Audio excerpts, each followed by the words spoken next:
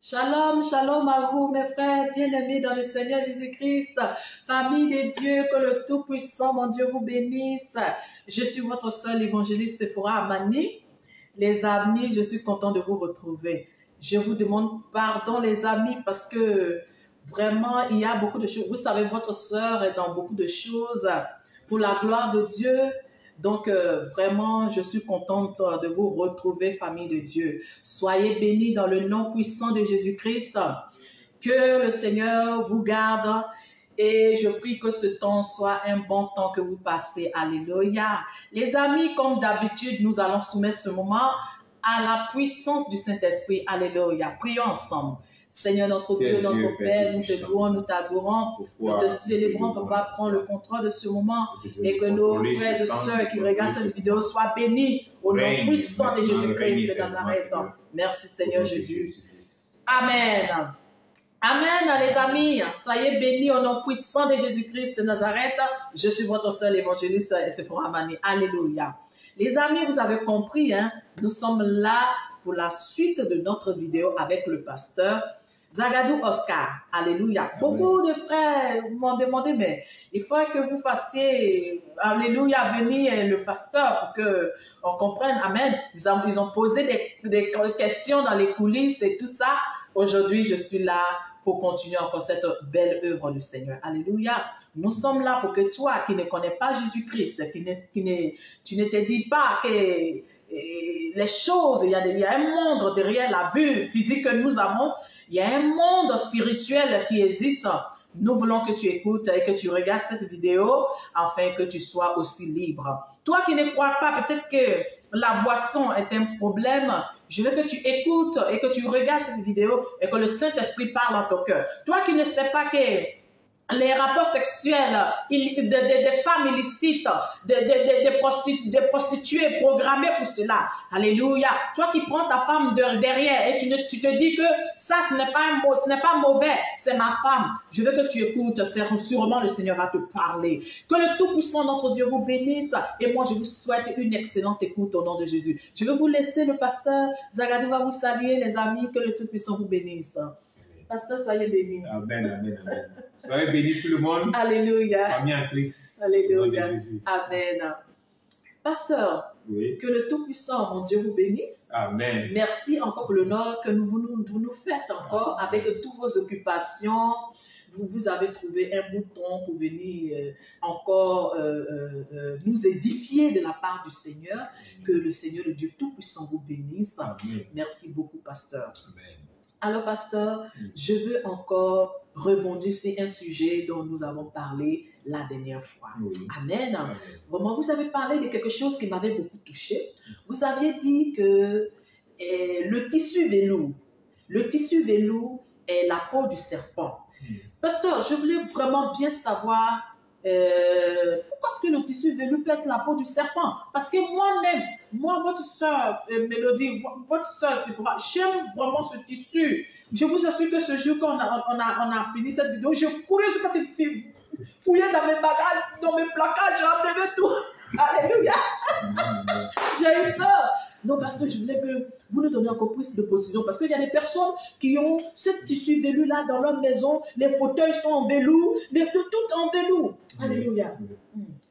Bon, ce que moi j'aurais appris par les ténèbres, les hommes de Dieu recherchent un peu plus la beauté. D'accord. Dans les églises. D'accord, parce qu'on sait un peu le temps. Hein, voilà.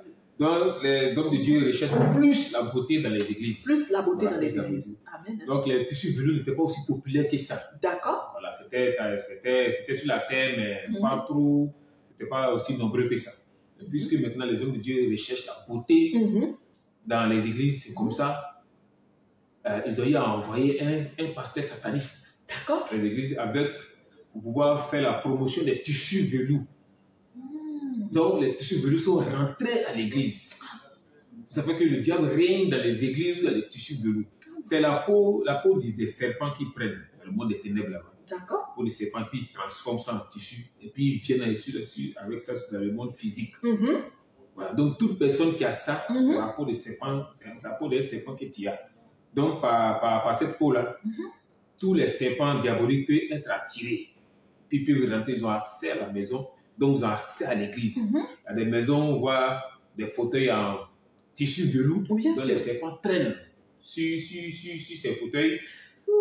Tout ça, dans les serpents sont beaucoup dans les églises. Et les serpents ne font qu'enchaîner chaque fois les âmes. Au cours de ce tissu-là, il faut enchaîner chaque fois les âmes. Donc, je ne conseille pas quelqu'un d'avoir ce tissu parce que c'est très dangereux. Jésus-Christ. Les amis, Jésus dit, tu connaîtras la vérité, elle t'affranchira. Oh, alléluia, Seigneur Jésus, merci. Que le Tout-Puissant vous bénisse, mon frère. Amen. Vraiment, les amis, vous qui êtes attachés au tissu velu comme moi, amen, comme je vous avais dit, la couleur de léopard, un tissu aussi très diabolique, alléluia. Et aujourd'hui, nous, on découvre encore le tissu velours, alléluia. Le tissu velours, les amis, c'est ce qu'on a toujours attaché comme foulard. Nous, on n'a jamais, c'est ça, pasteur, oui. On n'a jamais vu que c'est un tissu qui attire les démons dans les vies et dans les maisons. Oh, vraiment, que le Seigneur soit béni. Pasteur, soyez béni au nom de Jésus. Alors, pasteur, il y a beaucoup de choses, beaucoup de polémiques. Et il y a des gens qui disent que, comme par exemple, le Seigneur a parlé du voile. Oui. Voilà, et le Seigneur a parlé du voile. Bon, en bon français, quand on dit voile, c'est voilé. C'est voilé. Donc, voilé. Oui. Donc, quand j'attache mon voile, je suppose que je suis voilé. N'est-ce pas? Oui. Voilà, j'ai couvert la tête. Oui.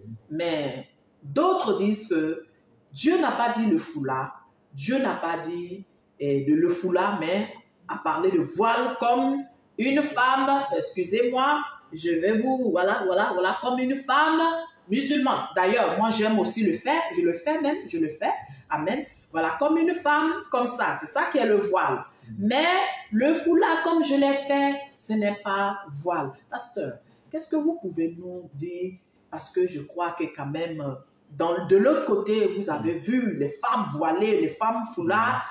Est-ce que si je suis comme ça, Dieu ne m'écoute pas quand je prie ou bien donnez-nous? Parce qu'il y a un bien-aimé qui a posé cette question. Amen.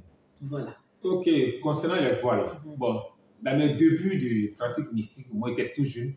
Bon, je n'avais pas de l'enseignement sur le côté voile. Je ne voyais même pas ça. C'est un jour, il y a une sataniste, 40 sirènes. Voilà, elle avait le pouvoir de la magie du monde sur le plan mondial. D'accord. Donc c'est elle qui a dit qu'un jour elle partait attaquer une église. Elle partait attaquer une église. Elle partait attaquer une petite église. Oui. Donc elle s'est assise comme une fidèle aussi sur un banc. D'accord. Et il y avait deux femmes qui étaient au milieu d'elle. Avec le voile. Avec le voile. Comme le rouge. Comme je l'ai fait là. Donc ça fait que elle se sentait étouffée spirituellement. Son pouvoir ne pouvait pas répondre. Elle attendait que le culte finisse, vite elle va sortir. C'est pas opéré. C'est ça. C'est là, dans mon esprit, ça fait clic. Elle dit, ah bon, donc, voir des femmes, là, ça a un pouvoir spirituel. Donc, il fallait qu'il fasse des recherches sur ce côté-là. Donc, il y a eu à grandir dans le satanisme. Il y a eu tous les renseignements sur ça. Le voile naturel des femmes, c'est les cheveux. Les cheveux. Ça a un pouvoir spirituel. Alléluia. Donc, par les cheveux, on peut savoir ce qu'il y a dans le sang d'une femme. D'accord. De la même manière, selon ce qu'ils ont enseigné, de la même manière qu'on se couvre le corps, les démons disent normalement une femme doit se couvrir la tête. Donc la tête, le visage et les cheveux doivent être habillés. Voilà. Habillés, ok. Donc quand les cheveux sont habillés, il y a un pouvoir spirituel qui s'attache à la tête de la femme. Alléluia. Donc ça veut dire que la femme a un pouvoir naturel. Naturel. Quand elle voile, le deuxième pouvoir. Voilà. Il faut empêcher les femmes de mettre voile. De mettre voile. C'est tout ce qu'ils ont dit. De mettre voile. Donc elles sont comme ça, elles sont comme oui. On entend les empêcher de faire ça seulement. Elles n'ont pas laissé les cheveux là comme ça. Comme ça. Dehors. Voilà. Donc, avec les réflexions mystiques, ils ont commencé à faire les chapeaux. Voilà, les trucs comme pas un chapeau. Oui, exactement. Donc, ça a pris plein d'églises. C'est vrai. Donc, parce que ces gens de chapeaux-là, l'église baptiste a été infiltrée. L'église de Pentecôte a été infiltrée. Aujourd'hui, l'église Pentecôte même balance un pied, c'est déjà tombé même pas. Et Satan a pris l'église Pentecôte. Donc, beaucoup d'églises ont été infiltrées. Beaucoup de servants de Dieu ont eu leur maison infiltrée par simple chapeau. C'est pas voile. Donc, on ne mélange pas les choses. C'est vrai. Les amis, c'est clair. Je crois que nous avons quand même quelques précisions. Vraiment, le Seigneur dit que le voile est l'autorité de la femme. C'est clair. Et notre frère qui a fait le mysticisme autrefois, il est le mieux placé aujourd'hui, affranchi par Jésus-Christ, mieux placé depuis quelques années. Il est en train de rendre témoignage de la puissance de Jésus-Christ et il ne cache rien, ce frère ne cache rien, il est pasteur, il ne cache rien. Les amis, voilà ce qu'il a dit. Exactement, ce voile, le chapeau en voile est quitté au Nigeria. Les pasteurs, l'église de Nigeria, ce sont eux qui ont mis ça en vogue. Et c'est vraiment venu en Côte d'Ivoire aussi et par le monde entier. Alléluia. Et nous avons commencé. On voyait les femmes nigérianes, les femmes pasteurs nigérianes, ce sont elles qui mettaient ce voile en chapeau. Alléluia. Et nous apprécions cela. Et cela est vraiment entré dans les églises de Jésus-Christ. Mais gloire soit rendue au Seigneur le Tout-Puissant qui se révèle à ses enfants. Ma sœur, c'est clair. Tu as ton foulard, Jésus t'écoute. Tu as ton voile, Jésus t'écoute. Alléluia, pourvu que nous obéissons à sa volonté. Amen. Que le Seigneur vous bénisse. C'est bien clair et ça nous rassure. Pasteur, soyez bénis abondamment. Alors, bon, pasteur, j'aimerais encore vous poser une seconde question. Vraiment, il y a beaucoup de choses qui te disent sur les alliances de mariage. Oui. Je crois entendre quelque part dans vos témoignages et que vous aviez dit qu'il y a des alliances qui se transformaient en serpents. Est-ce que les alliances, excusez-moi, chrétiennes, c'est-à-dire de mariage, parce qu'il n'y a pas alliance chrétienne, c'est mariage. Est-ce que cela est concerné? Parce que moi-même, j'ai enlevé mon alliance parce que Dieu m'avait convaincu de ce qui s'est passé contre moi dans l'alliance. D'autres disent, on peut porter l'alliance de mariage, c'est sanctifié. D'autres disent, on ne peut pas porter ça parce que Dieu n'est pas d'accord pour ça. Bon, on ne sait plus. Il y a des gens, des nouveaux chrétiens, même les anciens, ils n'ont aucune idée de tout ça. Pasteur, qu'est-ce que vous pouvez nous dire sur ce truc-là pour vraiment préciser et pour éclaircir les choses pour que les chrétiens soient libres? Amen. Amen. Bon, on peut demander tous les pasteurs, tous les théologiens, comme vous le voulez. Oui. L'alliance, là, c'est source de Dieu et c'est source du monde. Ça vient d'où? Qui a parlé de ça?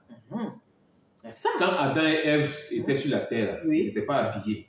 C'est la gloire de Dieu qui les habillait. C'est après le péché qu'ils se sont vus, ils étaient nus. C'est vrai. Maintenant, qui a été le premier couturier à les habiller? C'est Dieu. La Bible dit Dieu a tué un animal et puis il les a pour les couvrir. Bien sûr. Donc, ça part de là, nous tous, on est obligés de porter habits. C'est vrai. Tout le monde est obligé de porter habits. Maintenant, l'alliance, ça vient d'où? Moi, quand j'étais dans le monde des ténèbres, Satan a la Bible à main. Satan a sa Bible à main. Satan a une Bible à main. Et Satan, il feuillette la Bible. Et c'est selon ça, quand un chrétien meurt, et puis tu arrives sur son chemin, il ouvre la page qui te condamne, et puis toi-même, il te fait lire ça. Il dit, voilà ce qui est écrit. Donc, tu as ça. Donc, si les bijoux, alliance, c'est un bijou. Bien sûr. C'est un bijou. Donc, il l'ouvre, et puis il te montre. Donc, quand tu es dans le monde des ténèbres, nous, on nous enseignait. Donc, quand les bijoutiers fabriquent les alliances, les chaînes hautes, la nuit, nous, on partait prendre ça. Et puis, on partait dans le monde des ténèbres, puis on transformait. On prenait les serpents diaboliques, puis on transformait. C'était le même modèle comme les chaînes, même modèle que les alliances. Et tout ce qui est alliance que vous voyez sur la terre, c'est les serpents. C'est les serpents transformés qu'on venait déverser. Quand quelqu'un me dit, mais c'est lui qui fait son truc simple. Il n'y a pas quelque chose simple. Quand toi-même tu prends ta chose, tu fabriques simplement, tu te mets. La même nuit où ça reste dans ta main, il y a un esprit qui a venu dans tes dedans. C'est obligatoire. Donc c'est pourquoi, histoire d'aliment, il ne porte pas les alliances. Mais quand je me suis marié au début, avec ma femme, qui était une nouvelle convertie, il a porté ça. À un moment.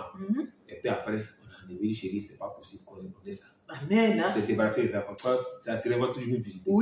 Donc, il a vu dans le monde des ténèbres qu'il n'y a pas eu de sanctification d'alliance. C'est pas possible. Tout ce qui est voyé avec alliance, fait tout noir. Ça dit que dans le spirituel où tu étais autrefois, quand tu les voyais... chrétiens, les hommes de Dieu, avec l'alliance était tout noir. Pourtant, ce n'est pas possible que ça soit noir. Oh, donc quand c'est noir, ça signifie que c'est toujours embouté. Quand un objet est sur un chrétien, oui, pour voir qu'il s'est sanctifié, oui, il faut avoir le sang de Jésus-Christ. Quand on voit le sang traîner sur la chose, on sait que c'est sanctifié. Mais il n'y a pas alliance où il y a eu sang de Jésus. Ce n'est pas possible, je n'ai pas encore vu. Oui. Je n'ai jamais vu. Donc clair. moi aussi, mon tour, il ne pourrait pas parler. C'est le diable qui parlait beaucoup de ça. Il faut que les chrétiens portent alliance. Donc le maître parlait de ça. Oui. On ne peut pas venir dans l'autre côté et puis apporter ça. Ce n'est pas possible. C'est clair. C'est pas possible. C'est clair. Alléluia. Oui. Les amis, vous avez compris. Quelque chose qu'on dit que non, que Dieu n'est pas contre ça. Satan lui-même parle de ça dans son royaume des ténèbres là-bas. Forcer tous les chrétiens à porter ça. Donc en fin de compte, pasteur, si je comprends bien, ce n'est pas alliance avec le Seigneur, non, ni avec ton époux ou ton épouse, c'est alliance avec Satan. Ce qui est reconnu dans les ténèbres, comme vous êtes liés selon les hommes, c'est la signature à la mairie. C'est clair. C'est ça que les ténèbres reconnaissent. Ils sont mariés à cause des signatures. Des signatures. Voilà. Vous voyez les amis, moi, le Seigneur m'a fait comprendre que l'alliance, ce n'est pas alliance avec ton mari ou ta femme, mais c'est unité avec le diable.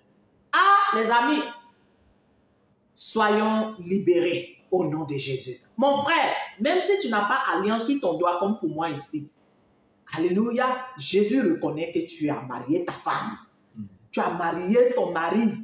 Les amis, soyons libérés de toute ignorance. Les raisonnements, raisonnez, il faut raisonner ma soeur. Mais quand quelqu'un il a déjà fait là-bas, alléluia, et lui témoigne, c'est que c'est la vérité. Que le Tout-Puissant vous bénisse, mes frères et sœurs. Alléluia. Amen. Pasteur, que le Seigneur vous bénisse. Amen. Que toutefois que je parle avec vous, je suis toujours dans la joie. Parce que les amis, j'ai tellement de questions à lui poser. Amen. Et là, je suis très contente. Que le Seigneur vous bénisse. Amen. Alors, pasteur, que Dieu vous bénisse abondamment. Les amis, je suis en rose aujourd'hui parce que je veux parler vraiment de la femme. Parce que nous, les femmes, on a trop de situations dans nos foyers. Amen. Pasteur, il y a un frère qui nous a posé, avant de vous poser les questions de nous, les femmes, je vais terminer avec les questions de ce frère. Il a dit que vraiment, tu essayes d'expliquer, de parler un peu, d'éclaircir certaines choses sur le côté de la boisson, c'est-à-dire que l'alcool, de Guinness, parce que la dernière fois, tu avais parlé d'une Guinness, je ne sais pas si c'était quoi, la number one, la bière blanche. Nous voulons, il veut comprendre quels sont les démons qui opèrent derrière l'alcool, on dit quoi, Baileys, quoi. Moi, je ne connais pas tous les noms, les histoires là, mais en tout cas, lui, il veut comprendre les démons qui sont derrière et qui œuvrent derrière l'alcool. Vous voyez un peu l'alcool, mais la boisson en général. Pour ceux qui sont des ivrognes, même des hommes de Dieu, enfin, les hommes de Dieu craignant le Seigneur, ils ne vont jamais boire parce qu'ils savent ce que leur Seigneur leur dit. Mais les infiltrés là, qui corrompent les vrais là, alléluia, on nous dit que, oui, après avoir fini de prêcher là, mon frère, il faut venir prendre un pot. C'est rien ça. C'est rien, c'est juste une bière. Est-ce qu'il y a des ça? Dieu n'a pas dit chose. L'apôtre Paul même a dit à Timothée, il prend un peu d'alcool pour ne pas que ton mot de vente là continue. Alléluia. Et les gens, ils font sortir des versets, amen, pour prendre, pour que il n'ait pas de remords dans leur péché. Le frère veut entendre que tu nous donnes un peu plus d'explications sur ce côté-là. Soyez bénis. Amen. Histoire de boisson, ça amène beaucoup de choses dans le corps du Christ. Oui. La boisson, méfiez-vous de la boisson. Chaque boisson a sa sirène. De la manière, chacun crée sa marque, chacun crée ses choses. Comme ça, chaque sirène crée sa boisson. D'accord. Et puis on envoie quelqu'un cette année sur la terre, il vient installer l'usine, et puis il donne le nom. Okay. C'est comme ça on voit plusieurs noms de plusieurs boissons qui sont. Oui. Dans la Bible, là, Jésus a transformé l'eau en vin. C'est vrai. Vraie eau, là, en vrai vin. Oui. Mais le vin, l'eau transformée en vin, c'est pas le vin alcoolisé. Les pasteurs se détrompent. D'accord. C'est un vin doux, mais c'est pas un vin alcoolisé. Tous ceux qui ont bu, là, n'ont pas été saoulés. Non. Selon ce qu'on m'a enseigné dans les ténèbres, là, qui est fait sortir. D'accord. Voilà, c'est un enseignement qui m'a été donné. Que donc, personne n'a été saoulé, mais c'était un bon vin de bonne qualité. Et puis, deux, oui, il y a le côté physique du vin, et puis il y avait un côté spirituel du vin. Là, qui rendrait ivre l'esprit des personnes. C'est-à-dire, ça les poussait vers Dieu. Ça a poussé beaucoup de personnes vers Dieu. Okay. Donc, c'est le côté spirituel de la transformation du vin. Là. Oui. Les hommes de Dieu ne connaissent pas. D'accord. Mais ils parlent de Dieu à travers l'eau en vin, donc on peut boire. Non, la Sainte Seine, c'est le vin qu'ils ont pris. Mais ce n'est pas le vin alcoolisé. Il y a vin non alcoolisé. Tout à fait. Maintenant, le côté des vins, quand tu prends le vin encore pour faire la Sainte Seine, il faut que le Seigneur te conduise vers la bouteille. Vers le vin. Ça, parce qu'il y a trop d'infiltration sur ce côté des vins. Ah, oui. On a eu à faire tomber beaucoup d'églises à cause du sang humain, franchement, en vin déposé. Les chrétiens ont pris le pasteur, puis sans discernement, il a vendu toute l'église. Tous les baptisés ont été livrés. Jésus-Christ. Il n'a pas eu discernement. On sait qu'il n'a pas discernement. Oh, Seigneur. Donc, on a devant lui, il a livré toute l'église. Donc, ce côté vin, on va faire très attention. Tout chrétien qui boit du vin, tu te souilles l'âme. Tout chrétien qui boit la bière, tu te souilles l'âme. Parce que il n'y a pas un démon qui est dans une usine de fabrication de boissons. Il n'y a jamais vu un démon. Il a fait toutes les usines de bière. Il n'a pas vu un démon, un ange derrière. Du moins un ange derrière là-bas. C'est toujours un démon oui. qu'il a vu. Depuis la tête jusqu'à plusieurs démons. Depuis le chef démon jusqu'au dernier démon. Il n'a pas vu un ange. Même à côté du coin. Tous les chrétiens qui rentraient là-bas pour aller travailler, les anges restent au dehors. Voilà. Oh. C'est une entreprise satanique. Donc, un ange ne peut pas rentrer avec toi. C'est pas possible. Tous les anges restent au dehors. Donc, nous, on poussait les chrétiens à aller chercher le travail là-bas. Et puis, on faisait tout pour qu'ils nous le mettiez. Voilà. Vous voyez, les amis, c'est clair. L'homme de Dieu dit, lorsqu'il servait encore le monde des ténèbres, il n'avait jamais vu un ange passer même à côté d'une entreprise qui fabrique la boisson. Même toi qui étais chrétien aussi, que ton ange gardien est avec toi, quand tu t'en vas trouver travail à la zone où on fait boisson là-bas, l'ange reste dehors. Donc ce que tu vas avoir comme bombardement là-bas, c'est que la grâce de Dieu seul qui pouvait te venir en aide. Parce que ton ange gardien même, il n'est plus là avec toi. Pour dire que c'est un lieu qui répugne le Seigneur. Donc les amis, c'est ça. Convertissons-nous. Convertissons-nous les amis, que Dieu vous bénisse. Pasteur, il y a quelque part vous avez dit que il y a des bières qui étaient au fait les urines des démons. Nous voulons avoir un peu plus de précision sur ce côté-là. Ok, la bière que tout le monde boit. Oui. C'est le maïs on prend pour fabriquer la bière. Tout à fait. Mais au cours de la transformation, la dernière transformation qu'on met dans les bouteilles, c'est là les maîtres, les sorciers physiques, les directeurs là, et ils font des écartations, puis les démons là les suspendaient en l'air. Les choses sataniques les suspendaient en l'air autour de la barrique. Puis ils font des écartations, puis les démons là venaient rentrer dans la barrique. Et ils faisaient que rendre vomi dedans, se mettre à l'aise, mettre des déchets dans l'eau. Et après le départ des démons, là, les maîtres maintenant pissaient physiquement dans cette boisson-là. Et ça après son bataille dans la bouteille. Et tout le monde se met à boire. Donc voilà comment la boisson se fabrique, voilà comment ça se termine. Et puis ça va dans les maquis. Et tout ça, c'est censé faire quoi dans le corps de l'homme? Bon, le pipi là, on ne peut pas. Si un chrétien a prié sur la boisson et puis a enlevé le pouvoir des démons. Mais le pipi, la physique, là, tu ne peux pas enlever. Tu ne peux pas enlever. C'est clair. Donc tu vas boire pipi d'un satanique qui rentre dans ton corps. Et si ça rentre dans ton corps, le satanique s'est alerté. Même s'il est mort, qui n'est plus là, son lui qui prend sa place est alerté. Donc il gagne une porte d'entrée dans ton corps. Vraiment, vraiment, vraiment, vraiment. Mon frère, toi qui es encore dépendant de la boisson, qui est encore dépendant de l'alcool, qui est encore dépendant de la bière, et tu dis que ce n'est pas alcoolisé, sois délivré au nom de Jésus-Christ de Nazareth. Voilà ce que le Seigneur est en train de nous révéler au travers de notre frère. Mon frère, Si même Dieu a eu pitié de toi, que tu as sanctifié, qu'il a pu sanctifier cette boisson-là à cause de l'amour qu'il a pour toi, mais le pipi là, le pipi du méchant qui est rentré physiquement dedans là, tu vas boire ça. Les amis, ça veut dire que Dieu ne prend pas plaisir à toutes ces choses. Que le Tout-Puissant vous bénisse. Que le Dieu vivant soit béni au nom puissant de Jésus. Pasteur, je voulais vous poser une dernière question à cette notre première vidéo de ce moment, parce que nous allons avoir la deuxième qui va aussi parler de beaucoup de choses. Pasteur, je voulais vous demander, est-ce que pour un chrétien, il est bon de donner du sang, de faire des dons de sang, parce que souvent on fait des dons de sang dans les hôpitaux. Est-ce que le don de sang, le chrétien peut le faire? Voilà, le don de sang d'abord. Est-ce que le chrétien peut le faire? Maintenant, est-ce que le chrétien peut prendre le sang quelque part, le sang d'un inconnu? Parce qu'on dit que bon, tu manques le sang, tu es malade, tu manques du sang, il faut prendre le sang de quelqu'un. Est-ce que c'est possible que le chrétien peut faire cela? Dans le premier temps, est-ce que le chrétien peut faire des dons de sang? Et deuxième, est-ce qu'on peut prendre le sang de quelqu'un d'autre étant chrétien pour être... Voilà. La Bible nous parle des 9 dons spirituels. D'accord. 9 dons, dans les 9 dons spirituels, le don de guérison. Oui. Le don de guérison est combattu dans le corps de Christ. C'est vrai. Beaucoup de personnes ont le don de guérison, mais tellement c'est combattu, on ne peut pas ce don se manifester.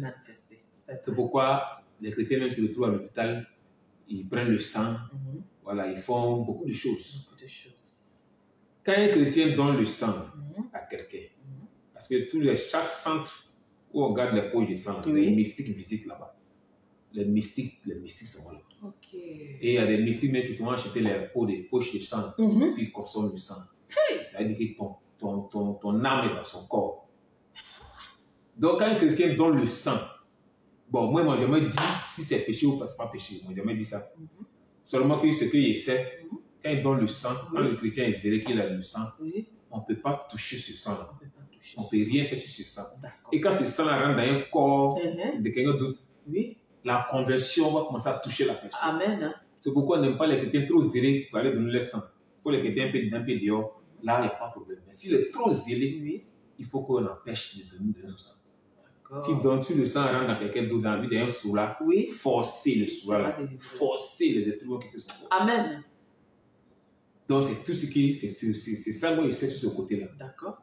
Maintenant, la deuxième, c'est le sang d'un païen qui rentre dans le corps d'un chrétien. Ça souille le corps du chrétien. Maintenant, si au cas le chrétien est vraiment zélé pour Dieu, quand son sang rentre, avant que le sang ne rentre dans la veine, il y a quoi, le sang de Jésus qui est sur le chrétien. Tout chrétien, le sang est sur eux. Le sang de Jésus le recouvre. Voilà, le recouvre. Avant que la goutte de sang rentre dans la veine, c'est purifié. C'est purifié. Tous les démons, les esprits quittent la peau du sang. Donc c'est ce qui est saint sur ce côté-là. Sinon, il ne sait pas si c'est péché. Pas péché, bon, moi, j'ai jamais dit ça. D'accord. Que le Tout-Puissant, mon Dieu, vous bénisse, les amis. Il est bon, les amis, de comprendre ces choses. Et si nous voyons qu'on est en tort, on va se repentir et puis, alléluia, encore être sensible ou bien disposé pour que le Seigneur nous parle. Les amis, que le Tout-Puissant, mon Dieu, vous bénisse, c'est quand même clair. Vraiment, repentons-nous et corrigeons nos voies. Parce que des petites choses peuvent nous égarer. Pasteur, je vais terminer ma question. Je vais vous poser une question. Il y a une sœur qui dit, servant de Dieu, j'ai la colère en moi. Je n'arrive pas à me maîtriser. Je suis colérique. Pasteur, qu'est-ce que vous pouvez dire à des personnes qui sont vraiment colériques, qui n'arrivent pas à maîtriser leur impulsion de la colère? Qu'est-ce que vous pouvez nous donner comme révélation que vous avez? Voilà. Amen. Il y a des personnes, on venait prendre leur cœur. Ah bon? Oui, leur cœur spirituellement pour aller mettre dans le monde des ténèbres. Donc, sur ce cœur-là, il faut souvent enflammer. lorsque tu mets la braise dessus, Oui. tu vas appliquer une prise de colère. On prend une braise de feu, on met sur la colère, sur le cœur là. Sur le cœur. Hey, Dès que les la amis. personne a une causerie, Hein? tu as la braise de feu en main. Oui. Et puis, dès que tu mets, il y a un petit truc que l'autre va dire, tu étais en colère. Lorsque tu causes à ton mari, tes enfants, on met, tu étais en colère. Ta voisine, on sait comment on va mettre, tu as Piquer une crise de colère. Donc, il y a des gens, beaucoup de personnes là qui se trouvent dans le monde des ténèbres. Et il y a des personnes aussi, on leur lance un esprit en eux, un esprit de colère en eux. Et chaque fois, avec la causerie, si l'esprit n'est pas content de la causerie, ou si l'esprit a envie de prendre une énergie dans la vie de la personne, l'esprit s'énerve. Donc, la personne peut la crise de colère. Donc, il y a des personnes là qui se trouvent dans les ténèbres, il y a des personnes, l'esprit la vit en elles. Oh. Les amis, ma soeur, mon frère, tu as compris. Toi qui ne te maîtrises pas, tu donnes ton énergie vitale à un démon et il se nourrit de ton énergie vitale. Les amis, soyons transformés par le renouvellement de l'intelligence. C'est le Saint-Esprit qui produit cela en nous. Le Seigneur, comme on appelle ça dans sa parole, nous a dit, il aime la tempérance, la bienveillance, la douceur. Alléluia. Les amis, il faut rechercher cela, ma soeur. Si tu t'enflammes tout le temps, alors notre frère dit, ce que ton cœur est quelque part là-bas, contrôlé par des démons, ou le démon même est assis en toi. Que le Tout-Puissant, mes amis, vous bénisse. C'était votre soeur, l'évangéliste Amani Sephora, et notre frère, le pasteur Zagadou Oscar. Nous vous bénissons au nom puissant de Jésus-Christ et nous nous retrouvons tout à l'heure, les amis. Soyez bénis et nous vous disons shalom. Shalom à vous.